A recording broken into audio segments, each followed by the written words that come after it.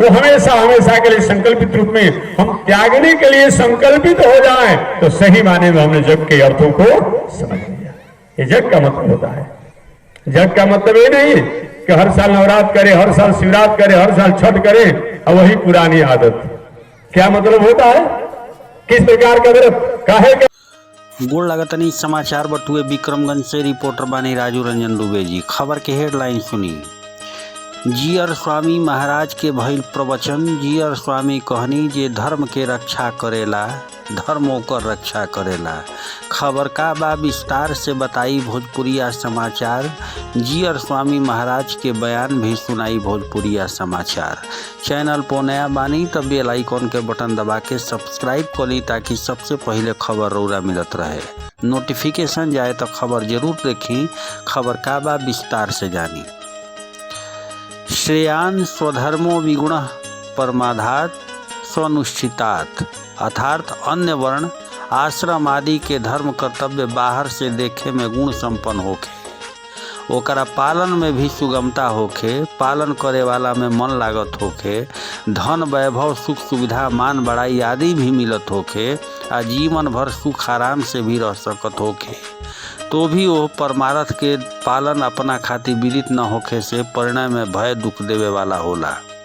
ये बात भारत के महान मनीषी संत श्री श्री 1008 श्री त्रिदंडी स्वामी जी महाराज के परम शिष्य श्री 1008 लक्ष्मी प्रपन्न जीयर स्वामी महाराज काराकाट प्रखंड क्षेत्र के निज ग्राम बायोडिहरी माँ भगवती के प्रांगण में कहनी।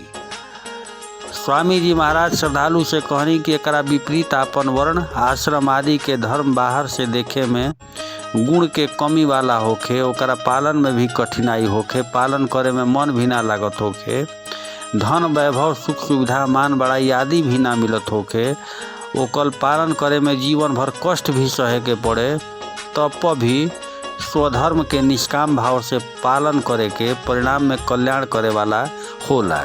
ऐसे मनुष्य के कोनो भी स्थिति में अपन धर्म के त्याग ना करे के चाहिए। प्रत्युत निष्काम निर्मम अनासक्त होके स्वधर्म के ही पालन करे के चाहिए।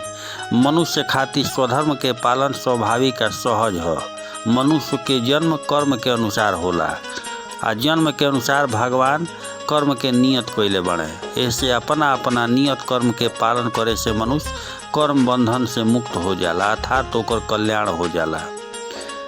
दोष युक्त दिखे पर भी नियत कर्म अर्थात स्वधर्म के त्याग ना करे के चाहिए। जब अर्जुन युद्ध करे के अपेक्षा भिक्षा के अन्न खा के जीवन निर्वाह करे के श्रेष्ठ समझलन, लेकिन ऐजा भगवान अर्जुन के मानो ई समझावतानी कि भिक्षा के अन्न से जीवन निर्वाह करल भिक्षु खातिर स्वधर्म होत हो भी परधर्म हो, काहे से कि तू गृहस्थ क्षत्रिय हव, भिक्षुक ना।